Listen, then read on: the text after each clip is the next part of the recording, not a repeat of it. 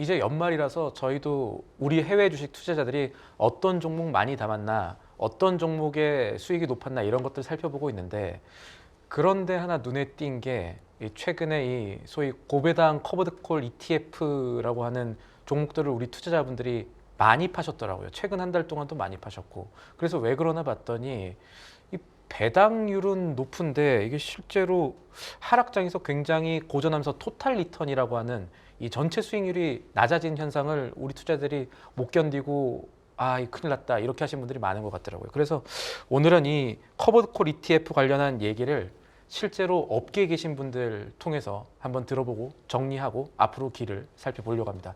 오기석 렉스쉐어즈 아시아 대표님 나오셨습니다. 안녕하세요. 네, 반갑습니다. 아까 제가 서두에 얘기했던 종목이 울티, ULTY라고 하는 일드맥스의 ETF거든요. 이게 배당 수익률은 이제 80%에 육박을 하는데, 그런데 실제 토탈 리턴, 그러니까 주가까지 감안한 이 전체 수익률을 봤더니 1년 기준으로는 마이너스를 기록했습니다. 그러니까 일단 이 종목에 어떤 일이 일어났는지 보면 커버드 콜에 대해서 좀 이해를 할 수가 있을 것 같아요. 이 울티라는 종목에 어떤 일들이 지금 일어난 거예요?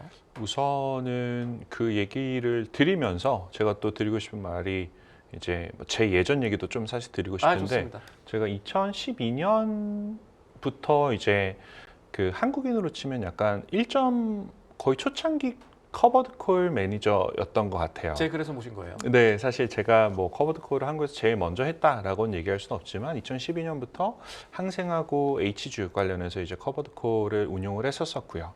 근데 실제로 운용을 하면서 느꼈던 점들이 조금 있고, 그리고 또 그 당시에 사실 커버드콜을 이제 팔았던 여러분 세일즈했던 그런 스토리들하고 최근에 커버드콜이 팔리는 스토리가 조금 많이 달라진 게 있어서 그런 얘기도 좀 같이 좀 드리면 좋지 않을까라는 생각을 하고 있고요.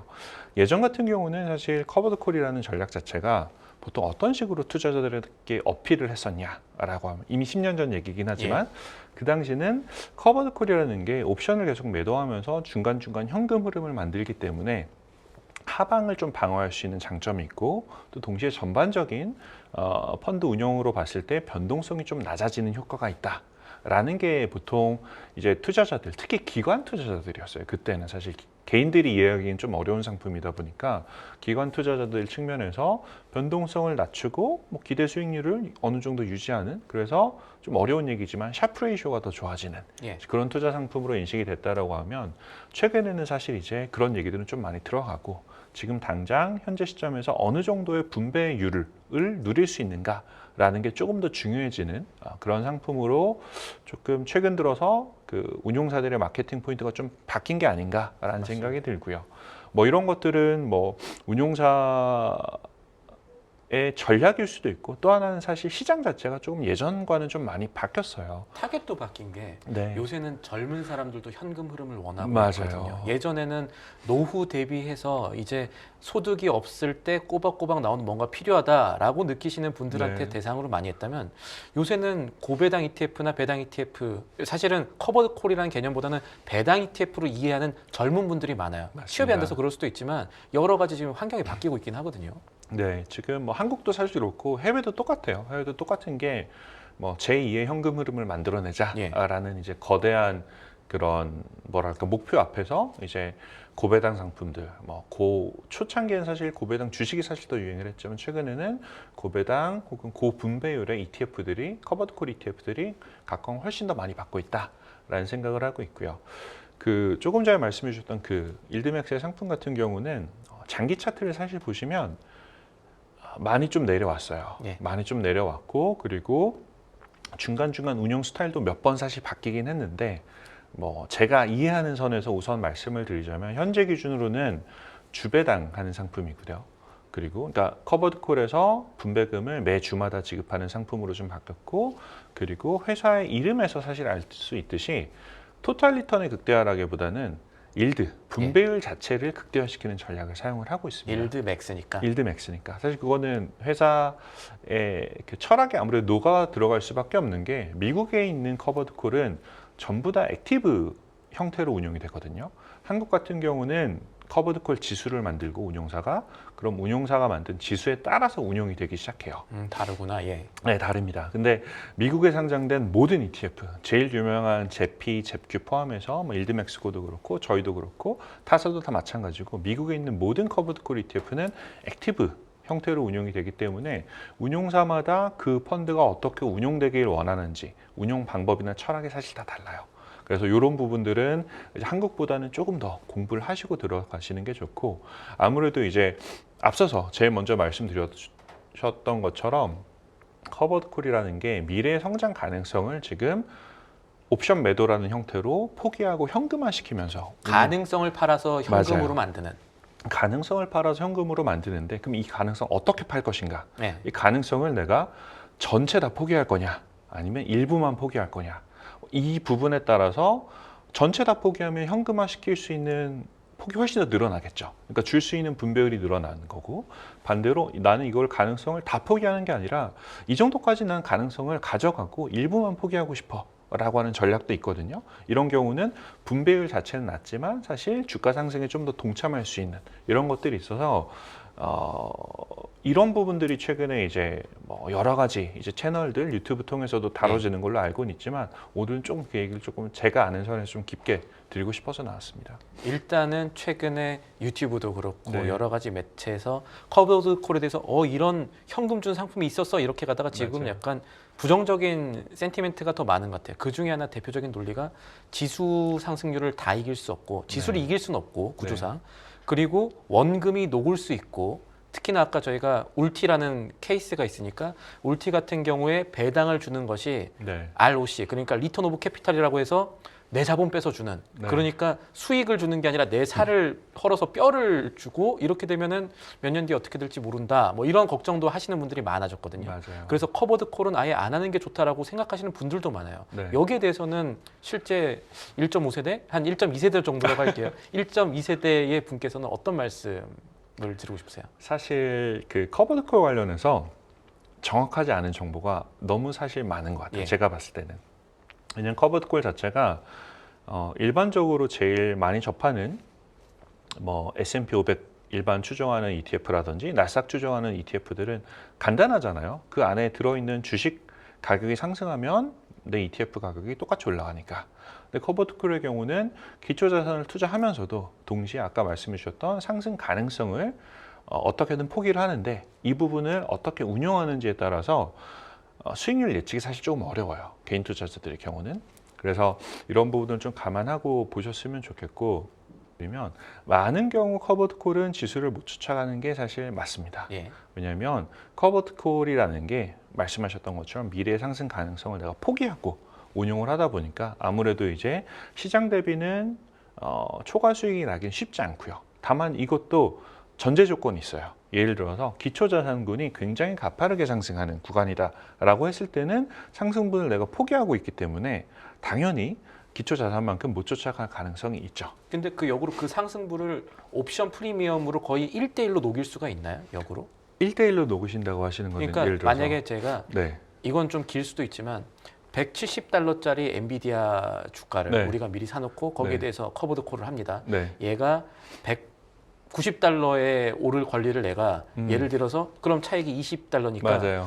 옵션 프리미엄 20달러에 주면은 네. 물론 그거를 사는 사람들이 없긴 하겠지만 네. 그 옵션 프리미엄의 가격과 상승분을 최대한 조절한다는 등의 방법으로 이 최대한 메꿀 수 있거나 아니면 역으로 레버리지를 더 쓸 수 있는 뭔가가 있나 이런 것들이 궁금한 거거든요. 사실 이제 뭐 엔비디아 예를 좀 들어봤을 때 엔비디아가 뭐 지금 주가가 몇 불 하죠? 한 엔비디아? 170, 180달러 정도. 170, 180불 예. 정도다라고 하면은 이거를 옵션을 매도를 할 때 170불에 가깝게 매도를 하면 예. 그럼 사실 받을 수 있는 현금이 제일 적죠. 높아요. 아 그런가요? 네. 제가 잘못 알고 있었습니다. 왜냐면 예. 제일 높습니다. 왜냐면 지금 내가 170불에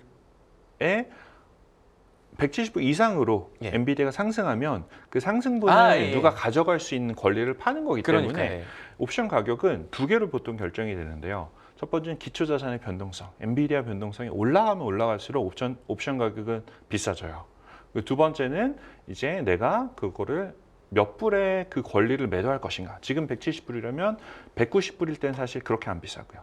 200불일 땐 더 안 비쌀 거고 대신 실현 가능성이 높아지는 170불에 가까워지면 가까워질수록 옵션 가격은 비싸지거든요. 그렇기 때문에 이제 많은 경우 분배금을 많이 주는 ETF들의 경우는 그 매도하는 옵션의 가격을 지금 현재 주가와 굉장히 가깝게 일치를 시킵니다. 가깝게 일치시킨다는 것 자체가 그만큼 이 이상을 올라가는 건 내가 다 포기하겠다는 거거든요. 그래서 이런 부분을 사실 좀 감안을 좀 해주셔야 되고요.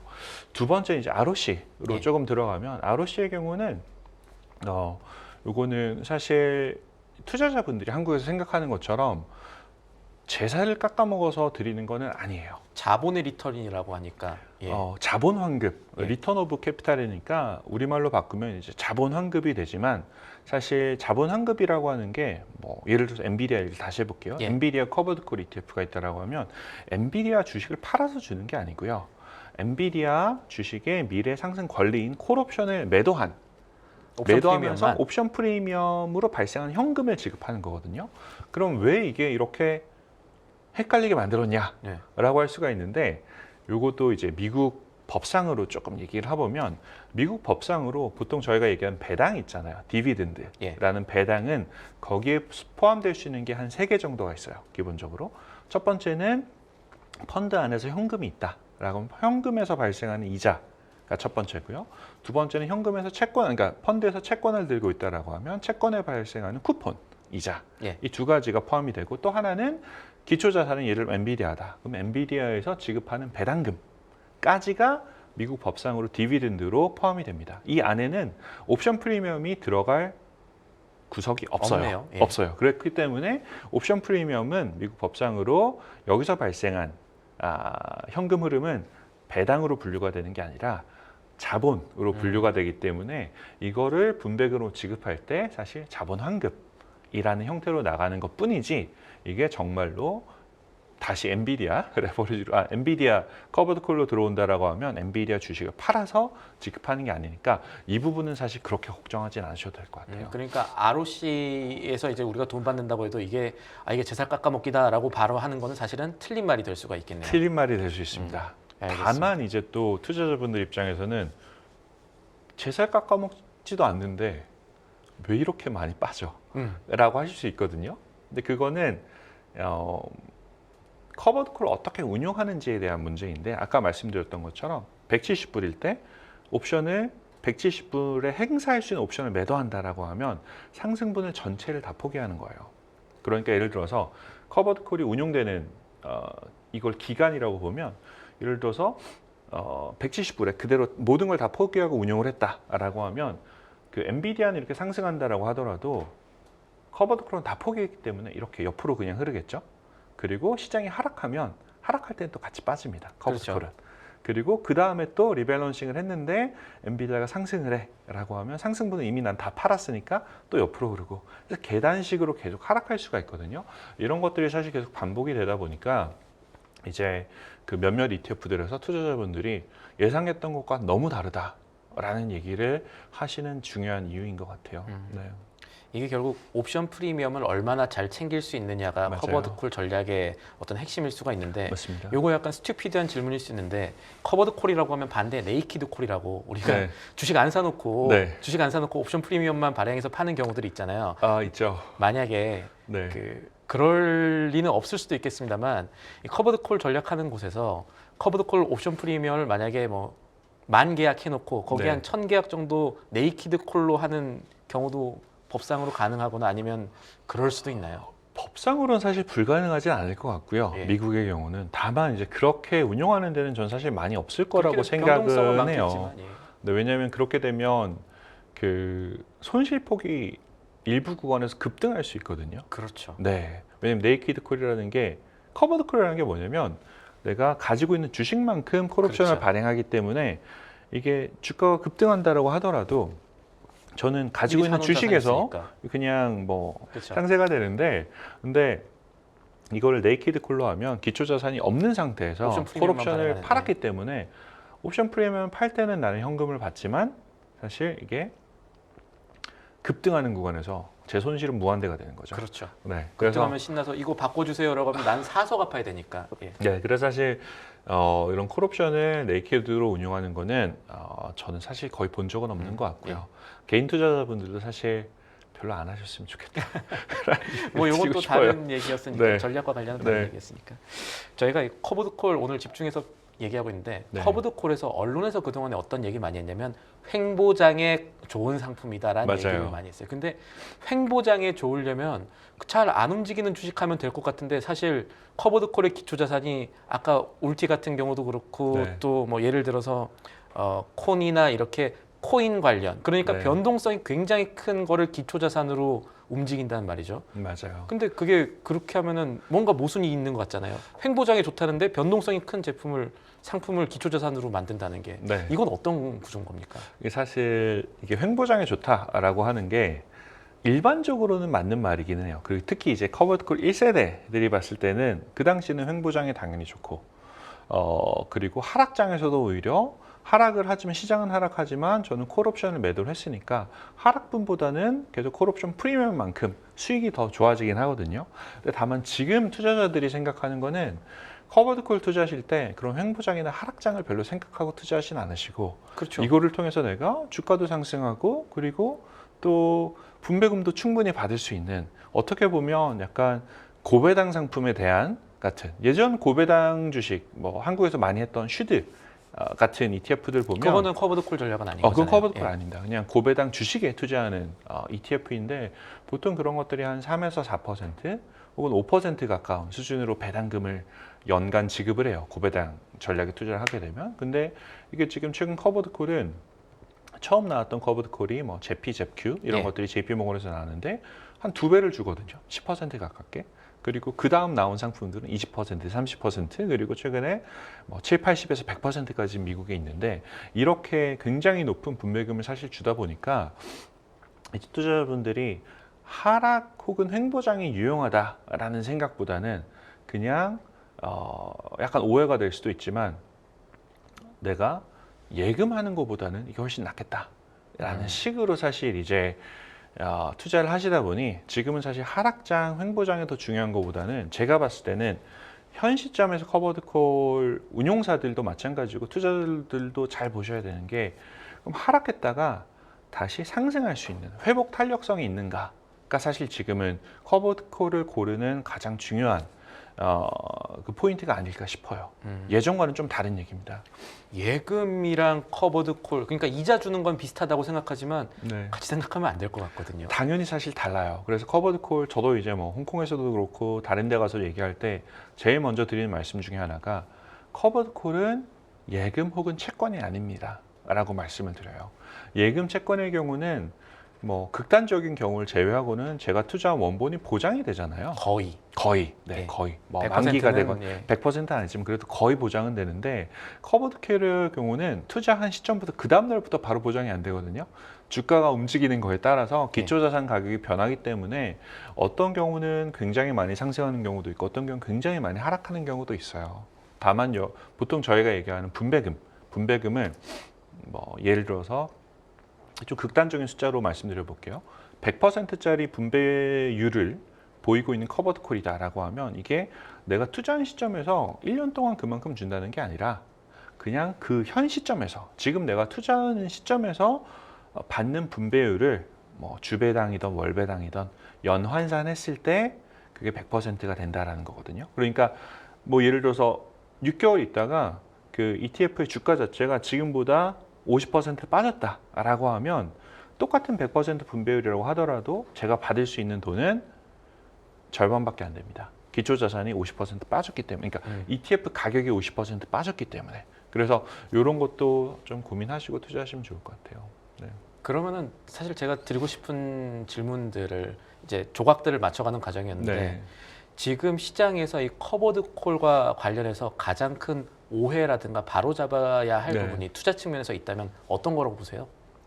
최근 커버드콜 ETF에서 가장 바로 잡아야 될 것 중에 하나는 저는 생각하는 게 뭐 2개라고 보는데 첫 번째는 이제 커버드콜의 고분배율에 사실 너무 속지 않았으면 좋겠다라는 거거든요. 분배율을 많이 주는 상품은 그만큼 앞서서 제일 먼저 말씀해 주셨지만 미래 상승 가능성 그만큼 포기하는 그런 상품일 가능성이 높아요. 네. 모두 다 그런 건 아니지만 그렇기 때문에 고분배율이라고 하는 거는 내가 투자했을 때 상승하는 시장에서 못 쫓아갈 가능성이 있겠구나라는 생각을 조금 해주셨으면 좋겠고요. 그리고 두 번째의 경우는 이건 사실 뭐 어떻게 보면 좀 더 마이너한 이슈일 수도 있지만 ROC 자본 환급이라는 게 이제 기초자산을 팔아서 주는 건 아니다라는 거. 그러면 세 번째로 사실 하나만 더 말씀을 드리면 투자자 입장에서 정말 좀 관심 가지셔야 되는 건 뭐냐면 이렇게 생각할 수 있겠죠. 뭐 얘기 들어보니까 커버드콜은 운용사들마다 다 다르게 운영하는 것 같은데 너무 어려운 거 아니야? 너무 어려운 거 난 그럼 뭘 투자해야 돼? 라고 이제 생각할 수가 있는데 그래서 저는 커버드콜은 어떻게 보통 말씀드리냐면 상장하고 바로 출시된 상품들은 일단 좀 지켜보셔라 예. 라는 얘기를 드리고 싶고요.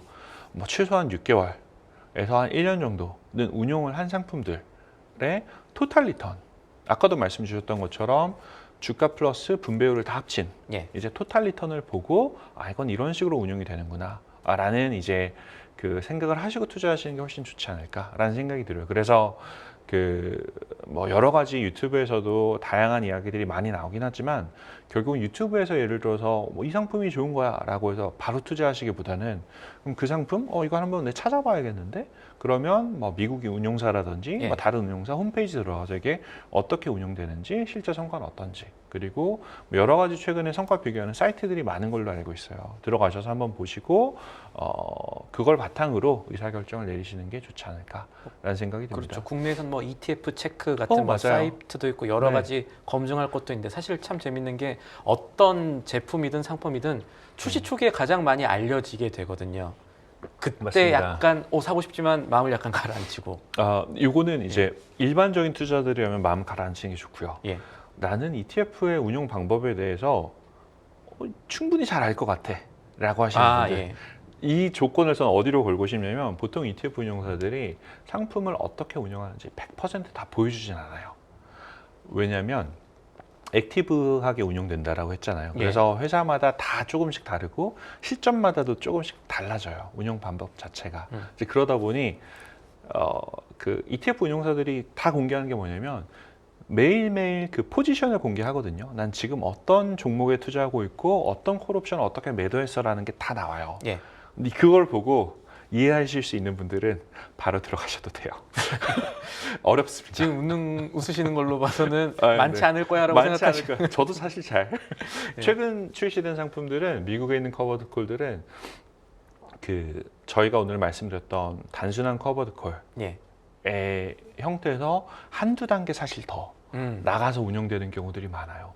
이제 그러다 보니까 그런 것들을 어떻게 운영되는지 한번 잘 꼼꼼히 살펴보시고 투자하는 게 좋을 것 같습니다. 방금 말씀하신 부분이 재밌을 수 있거든요. 네. 단계가 한 단계, 두 단계 더 나가 맞아요. 있다. 네. 그럼 사실 우리는 그게 궁금한 거죠. 한 단계, 두 단계 더 앞선 커버드 콜이라는 건 어떤 거냐? 네. 이게 아까 뭐 처음부터 세대, 1.5세대 말씀하셨으니까 맞아요. 세대가 달라진 거냐 아니면 전략이 뭐 예를 들어서 한국에서 만드는 상품이 조금 늦거나 네. 그런 게 있는가? 이게 좀 궁금합니다. 우선 한국에서 만든 상품이 좀 늦는 건 있어요. 왜냐하면 한국 같은 경우는 아까 말씀드렸던 것처럼 지수가 있어야 운용을 할 수 있거든요. 커버드콜 지수를 만들어 놓고 그걸 바탕으로 패시브하게 예. 지수를 추종해서 운용하기 때문에 그 지수의 아이디어를 벗어나기가 사실 힘들어요. 그리고 많은 경우는 사실 이런 지수들 같은 경우는 운용사에서 다양한 거를 다 고려를 하거든요. 그 중에 하나가 투자자들이 이해하기 쉬운가, 이해 가능성이 있는가까지 고려를 하기 때문에 상대적으로 심플한 전략들이 많고요. 지금 미국에서 운용되는 전략도 뭐 저희 것도 사실 포함해서 말씀을 드리면 훨씬 더 적극적으로 커버드콜을 운영하는 경우들이 많아요. 그래서 굳이 이제 세대를 나눈다라고 하면 첫 번째는 이제 제가 2012년에 운용했던 것처럼 기초자산을 100만큼 들고 있으면 그거를 다 콜옵션을 매도를 해서 운영하는 게 1세대라고 볼 수가 있고요. 두 번째, 2세대 같은 경우는 여기 조건들이 들어가기 시작해요. 약간 조건부로 운영하는 것들이 들어가는데 전체를 다 매도하는 게 아니라 최근 한국에서도 많이 나오는 거긴 하지만 뭐 나는 전체 자산의 10%만 데일리 옵션으로 매도를 할 거야 라는 것도 나오는 것도 있고 아니면은 뭐 커버드콜을 100% 매도하는 게 아니라 난 80%만 매도할 거야 라는 것들도 사실 있어요. 이런 식으로 이제 커버드콜의 변형이 어떻게 보면 2세대까지라고 볼 수가 있고요. 3세대부터는 뭐 저는 제가 봤을 때 지금은 미국에 있는 ETF들이라고 생각을 하는데 미국은 사실 옵션 시장이 한국보다 훨씬 더 활발하게 특히 기관 쪽에서 예. 많이 발달했다라고 보고 있고 그 중에서는 뭐 예전 헤지펀드 매니저였던 분들도 최근에 이쪽으로 많이 들어오고 있거든요. 그러니까 일반적인 커버드 콜이라고 더 이상 사실 좀 부르기 힘든 이제 콜 스프레드 전략이라든지 아이언 콘도르 전략이라든지 이름만 들어도 머리가 아픈 예. 이런 전략들로 지금 운용이 사실 되는 상품들이 굉장히 많아요. 그리고 이 상품들은 뭐 정말 뭐라 그럴까요? 커버드 콜이라는 그 프레임에 딱 맞춰서 놓고 보면 사실 더 이상 커버드 콜은 아니에요.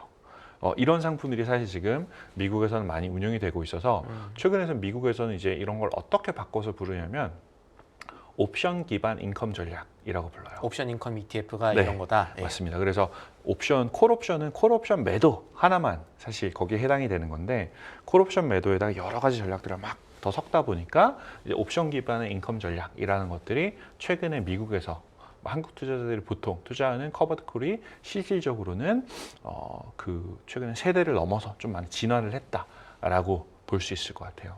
어떤 상품이 진화를 하려면 진화를 하는 이유가 있어야 되는 거잖아요. 맞아요. 그리고 진화를 하면서 무엇을 극복했냐가 있어야 되는데 맞습니다. 세대로 넘어가면서 그게 좀 뚜렷하게 보입니까? 세대를 너무 뚜렷하게 보여요. 사실 1세대 같은 경우는 그냥 내가 변동성이 높은 기초자산에 투자를 하는데 그 변동성을 내가 다 가져가긴 싫어.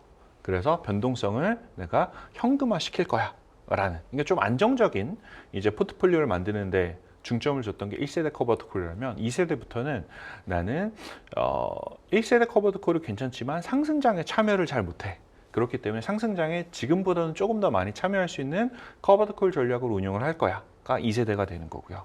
3세대부터는 어떻게 보면 제가 봤을 때는 커버드 콜이라는 그 카테고리에서 벗어나서 예. 훨씬 더 공격적으로 이제 현 시장 상황에 맞게 적극적으로 운영할 수 있는 옵션 전략 콜도 쓰고 사실 풋도 쓰고 있어요. 최근에 그렇죠. 여러 운용사들이 풋 옵션도 쓰고 있는데 이런 식으로 더 나가는 게 3세대 전략이고 사실 3세대로 나갈수록 1, 2, 3세대를 보면 결국 3세대로 갔을 때 최근에 미국 운용사들에서 가장 화두가 되고 있는 것 중에 하나가 회복 탄력성이에요. 결국 이제 투자자들이 원하는 게 커버드 콜 그냥 분배금 받는 걸로 끝나는 게 아니라 시장 상승에도 동참하고 싶다라는 게 사실 가장 큰 니즈거든요.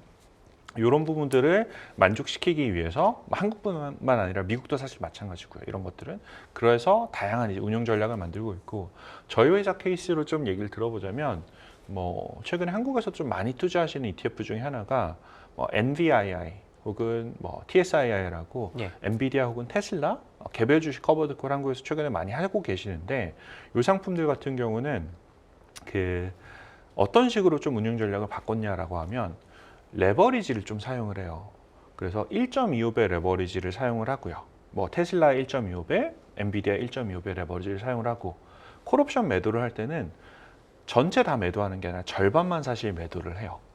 그러니까 이렇게 하는 이유는 뭐냐면 보통 상승장이 하락장보다 길잖아요. 예. 확률적으로 봤을 때. 그러니까 상승장에서 더 위로 가파르게 상승할 수 있도록 1.25배 레버리지를 쓰는 거고요. 그리고 콜옵션을 절반만 사용하는 이유는 뭐냐면 이제 시장이 하락했을 때 콜옵션을 100% 다 매도를 하게 되면 사실 기초자산까지 팔아야 되고. 예. 그러면 상승 가능성을 내가 다 포기하게 되는 거니까 시장이 하락했을 때 그거를 반등하기가 어려워요. 반등하기 어려운데 콜옵션을 절반만 매도하면 나머지 절반은 사실 시장을 쫓아갈 수 있는 거거든요. 예. 그렇기 때문에 이제 회복 탄력성을 위해서 이제 절반만 콜옵션을 매도하는 형태가 됩니다. 그리고 이게 사실 가능했던 이유 중에 하나가 최근 들어서 개별 주식들이 변동성이 엄청나게 많이 올라가고 있어요. 그렇죠. 엔비디아, 테슬라 할 것 없이 다 올라가는데 아니, 그러다 픽스 보니까 지수는 변동이 크게 없는데 개별 주가는 변동성이 엄청나는. 예. 이제 그게 사실 재미있는 포인트라고 저도 생각을 하는데 그게 개별 주식의 변동성이 올라가니까 절반만 매도하더라도 충분히 높은 수준의 쿠폰을 지급을 할 수가 있어요. 고객들한테. 조금 전에 그 얘기 잠깐 해도 될까요? 그 변동성 편하게 관련해서. 하시죠. 예. 최근에 이제 제가 종종 받는 질문 중에 하나가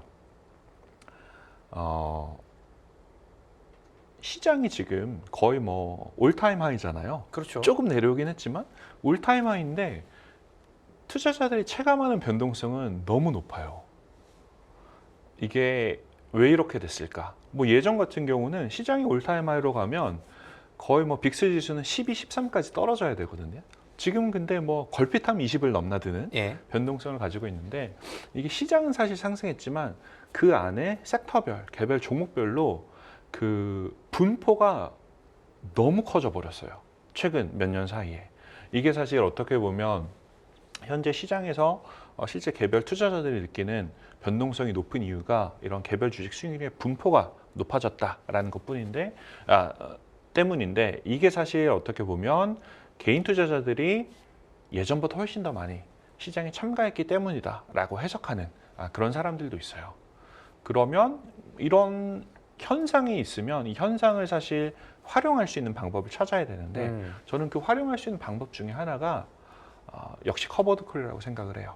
시장의 변동성이 예전보다 훨씬 더 많이 올라가는데 이거를 현금화 시켜서 나의 수익으로 바꿀 수 있는 전략 중에 하나가 커버드 콜이거든요. 근데 물론 이거를 1세대 스타일로 하면 안 되고 예. 이제 좀 현명하게 이제 운영하는 커버드 콜 같은 경우는 시장 상승도 사실 잘 쫓아가고 그리고 뭐 분배율도 잘 받을 수 있어서 그런 상품에 대한 이제 공부를 하시면 또 좋은 성과를 낼 수 있지 않을까라는 생각을 하고 있습니다.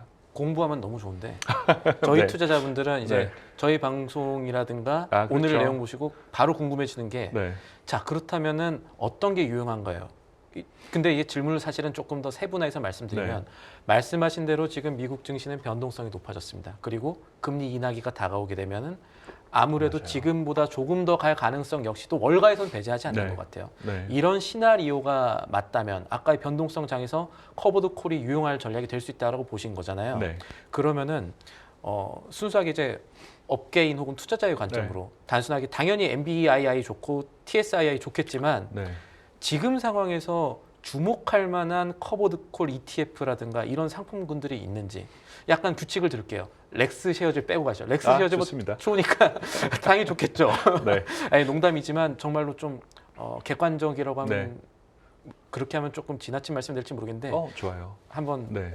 아마 마음에 드시는 종목들이 있을 것 같아서. 저는 뭐 제가 투자하고 있는 종목 중에 그냥 말씀드리면 될 것 포트폴리오 같은데 오픈해 주셔도 괜찮고요. 그 이제 커버드 콜 투자하실 때 앞에 사실 오늘 좀 어려운 얘기들 많이 했지만 예. 요약을 하자면 딱 두 가지가 전 중요하다고 봐요.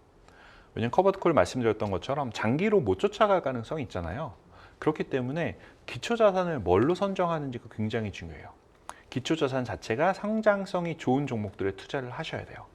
기초 자산이 성장성이 애매한 종목들이라면 그건 사실 커버드 콜의 특성까지 반영을 한다면 올라가기 더 어려운 거예요. 그렇기 때문에 성장성이 좋은 기초 자산에 투자하는 커버드 콜이 첫 번째로 중요하고요. 두 번째는 옵션을 어떻게 운영하는가라는 부분인데 옵션 운용의 그 폭에서 커버드 콜이 가지고 있었던 특징인 상승의 가능성을 다 포기하지 않는 운용 전략이 중요합니다. 그래서 여기에 지금 해당하는 게 저는 지금 생각나는 게 JP모건에서 운영하는 잽큐라는 상품이 있거든요. JPQ라는 상품이 있는데 국내에서도 엄청 많이 하시고 그렇죠. 사실 잽큐는 익숙한 종목일 수도 있어요. 맞아요. 네. 그런데 이게 그만큼 사실 또 좋은 종목이기도 해요. 일단 기초 자산이 S&P 500보다는 저는 나스닥 같은 기술주가 더 맞다라고 생각해요. 장기 성장성을 봤을 때. 예. 사실 하나 더 나가면 이제 조금 더 집중화된 포트폴리오들 주도주 위주로 하는 게 더 좋다고 하지만 저희 렉스건 얘기하지 말라고 하셨으니까 그건 제외로 하고 그래서 일단 공정성을 위해서 네. 물론 렉스도 같은 네. 이제 옵션 전략들을 이용하고 최첨단 전략을 맞아요. 이용하겠지만 네, 그래서 일단은 그걸 치면 잽큐 같은 경우 첫 번째로 나스닥을 투자하는 장점이 있고요. 예. 두 번째로는 제가 알고 있기로는 잽큐 같은 경우가 커버드 콜을 100%다 옵션 매도를 하진 않아요. 약 한 80% 정도만 합니다. 그래서 20%의 상승 가능성을 열어두고 있어요. 그래서 동일한 이제 나스닥 기초 자산으로 운용되는 여러 가지 그 미국의 ETF들이 있는데 커버드 콜 ETF들이 있는데 그 중에서는 제가 알기로 잽큐가 성과가 상당히 좋은 걸로 알고 있어요. 그래서 제 기억이 맞으면 지금 연환산 한 12% 언저리로 아마 분배금을 지급하는 걸로 알고 있는데 굉장히 고분배 상품은 아니지만 나머지 고분배율 상품 예를 들어 그 오늘 세션 초기에 말씀드린 울티 같은 경우는 상품보다 훨씬 더 안정적인 이제 그런 성과를 보이고 있어서 그런 측면에서도 특히 커버드 콜에 처음 하신다라고 하든지 커버드 콜의 이해가 조금은 나는 깊진 않지만 그 커버드 콜에 꼭 투자해야겠다라는 그런 분들 같은 경우는 저는 JP모건에서 한 잽큐가 시작하기에는 혹은 뭐 커버드 콜에 많이 투자하셨던 분들이라고 하더라도 좋은 상품이 아닌가라는 생각을 하고 있습니다. 저도 개인적으로 투자하고 있고요. 네. 잽큐는 생각해보면 그런데 네. 아마 나온 지가 좀 그나마 된 네, 이 커버드 콜 ETF일 거고 맞습니다. 이제 새로 아까 말씀하신 것 중에 옵션 인컴이라든지 새로운 전략들을 쓰는 ETF들이 미국에 나오고 있다고 하셨으니까 맞아요. 그런 ETF 가운데 아까 말씀하신 조건에 좀 맞는 것들 이번에는 렉스 것도 괜찮다고 말씀을 드릴게요. 혹시 그러니까 지금 트렌드에서 가장 최신의 ETF라든가 미국의 네. 상품들 어떻게 가는지도 궁금하거든요. 그런 가운데 좀 주목할 만한 상품들도 있을까요? 그런 것 중에서는 뭐 저희 거 말씀드리고 싶어서 말씀드리면 예. 저는 그 AIPI라는 ETF가 있거든요. 국내에서는 많이 안 하는 ETF 국내에서도 느낌인데, 예. 좀 순위에는 하세요. 사실 순위에는 순위에는 제가 탑 순위를 보고 50에는 사실 없어요. 없는데 그래도 예. 국내에서도 오히려 지금 작으니까 좋네요. 예. 네, 국내에서도 지금 상당히 사실 꽤 하고 계세요. 꽤 네. 하고 계신데 요 상품 같은 경우는 뭐가 장점이냐? 아까 말씀드렸던 기초 자산이 얼마나 잘 올라갈 거냐. 그러니까 장기적으로 사실 성장성이 있는 거냐라고 했을 때 나스닥100 같은 경우는 기술주도 있지만 사실 나머지 섹터도 다 들어 있거든요. 그러니까 금융주만 없을 뿐 미국에 있는 주식의 전 섹터가 다 들어가 있어요. 나스닥100 같은 경우는. 근데 거기서 AI 관련 종목들로만 사실 추린 게 예. 저희 AIPI고 두 번째는 옵션 매도를 할 때 저희는 80%가 아니라 100%다 매도하긴 해요. 근데 매도하는데 방법이 좀 다릅니다. 첫 번째는 지수 옵션을 매도하는 게 아니라 개별 주식 옵션을 매도를 하고요. 개별 주식 옵션 매도한다는 건 훨씬 더 많은 프리미엄을 변동성이, 얻을 예, 수가 있는 그럴 거예요. 테니까. 그리고 매도할 때 보통 저희는 월 단위로 옵션을 매도를 하는데 이때 매도할 때 한 5에서 10% 정도 그 외가격 옵션을 매도를 해요. OTM. 예. OTM으로. 그만큼 한 달에 5에서 10%는 상승할 수 있게 열어놓고 운영을 하거든요. 이제 그러다 보니까 지금 분배율이 한 30% 초반대 정도로 나오고 있고 기초자산 가격도 사실 어느 정도 잘 유지가 되고 있어서 이런 상품들도 좀 보시면 어떨까라는 생각이 들고 그렇다고 뭐 저희 것만 하셔라는 건 당연히 아니고요. 저는 제가 먼저 말씀드렸던 잽큐라든지 뭐 제피라든지 이런 상품들이 있는 하에서 나머지 것들을 조금 더 투자하셨으면 사실 좋겠어요. 네. 세상이 참 빠르게 변하는 것 같아요. 특히나 정말 빠르게 금융은 변합니다. 그렇고 지금 첨단 네. 산업 변화도 그렇고 하나만 더 질문드리고 싶은 네. 게 최근 국내에서 어떤 논쟁이 있었냐면 저희가 뭐 주배당, 월배당, 커버드콜 얘기할 네. 때 많이 하는데 제로데이 옵션 써가지고 예. 제로데이 옵션 썼을 때는 이거 좀 복잡한 얘기일 수 있습니다만 쉽게 말하면 제로데이 옵션을 했을 때 수취할 수 있는 프리미엄이 네. 월배당보다 높다라고 훨씬 높죠. 하는 게 네. 거기에 대해서 또 반대하시는 분들은 아니 그건 특정 시기에 대한 얘기인 거지 단순하게 제로데이 옵션이 월배당보다 높다라고 단언하는 건 무리가 있다 뭐 이렇게 얘기를 하시거든요. 뭐가 맞습니까? 일반론적으로 사실 말씀드리면 제로데이 옵션이 사실 더 많은 프리미엄을 수취를 할 수가 있어요. 최근 들어서 미국에서 어떤 트렌드가 있냐면 지난 1, 2년 사이에 특히 코로나가 지나고 나서 미국에 있는 개인 투자자들이 미국의 옵션 시장에 엄청 많이 지금 들어오고 있어요. 이제 그렇기 때문에 특히 이제 콜옵션이라는 거는 어떻게 보면 좀 복권하고 비슷한 거거든요. 내가 굉장히 작은 규모의 예. 그 콜옵션을 매도를 해서 작은 가격으로 옵션을 매도해서 이게 그날 하루에 뻥 튀어버리면 그만큼 나는 커다란 이제 대박이니까요. 예. 대박을 나는 이제 그런 걸 노리는 미국 현지의 리테일 투자들이 정말 많은데 야수의 심장을 가지신 야수의 분들이 심장. 네, 그러다 보니까 아무래도 가격이 좀 왜곡되어 있는 경우들이 많아요. 예. 어떻게 보면. 그래서 옵션을 매도하는 사람 입장에서는 그런 이제 그 왜곡된 가격으로부터 더 많은 이제 야수를 노리는 낚시꾼이 있는 거군요. 네, 야수를 노린 낚시꾼이 사실 될 수가 있죠. 예. 네, 그래서 이제 그런 측면에서 봤을 때는 이제 옵션 프리미엄을 이제 가져오는 게 장점이 될 수도 있다라고 생각을 하지만 반대로 생각해 보면 뭐 제로데이 옵션을 운용하는 방법이 여러 가지가 있겠지만 하나의 예시로 매일매일 제로데이 옵션을 계속 매도하는 형태라고 생각을 해볼게요. 그러면 아까 그 상승분을 일부를 포기하는 거잖아요. 예. 일부를 예를 들어 월배당 상품이다라고 하면 한 달에 한 번 나는 상승분을 포기하는 옵션을 매도를 한 거예요. 근데 제로데이 옵션은 매일매일 나는 상승분을 포기하는 옵션을 매도를 한 거예요. 이 차이가 뭐냐면 한 달짜리라고 해볼게요. 한 달짜리 옵션을 매도를 하면 그 사이에 등락이 막 거듭할 수 있겠죠. 그렇죠. 등락이 거듭할 수 있겠죠. 그러면 이게 그 옵션 매도로 인해서 내가 손실을 굉장히 많이 봤다라고 하더라도 막판에 올라가면 저는 사실 손실을 안 보고 끝나는 거예요.